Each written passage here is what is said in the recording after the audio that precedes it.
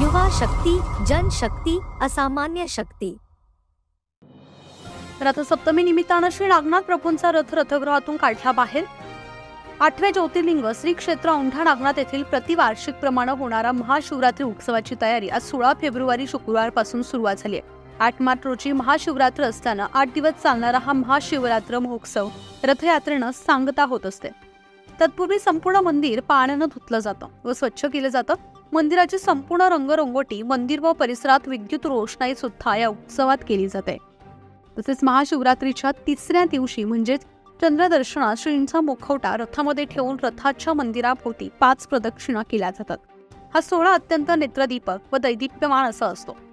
मकर संक्रांतीनंतर येणारी सप्तमी म्हणजेच रथसप्तमी या दिवशी म्हणजेच आज 16 फेब्रुवारी श्रींच्या रथात स्वच्छ धुवून पुसून त्याची डागडुजी करून तयार केली जाते।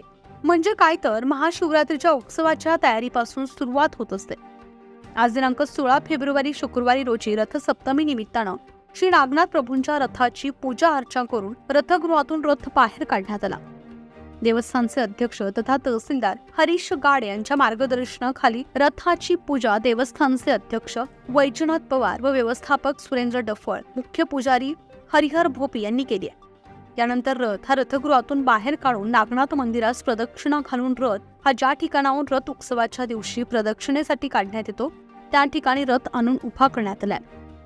यावेळी देवस्थानचे अध्यक्ष वैजनाथ पवार, सुरेंद्र डफळ, हरिहर भोपी, बबन सानुणे, महंत शामगीर महाराज, नामदेव पाटील, संजय मोरे, कृष्णा पाटील, पद्माक्ष पाठक, मुकेश पढोळे, जगदेव दिंडे, काशीनाथ गोरे, संदीप इंगळे, बाळू देशमुख, संजय पाठक यांच्यासह मंदिरातील पुजारी, पुरोहित, देवस्थानचे कर्मचारी व शिवभक्त उपस्थित होते।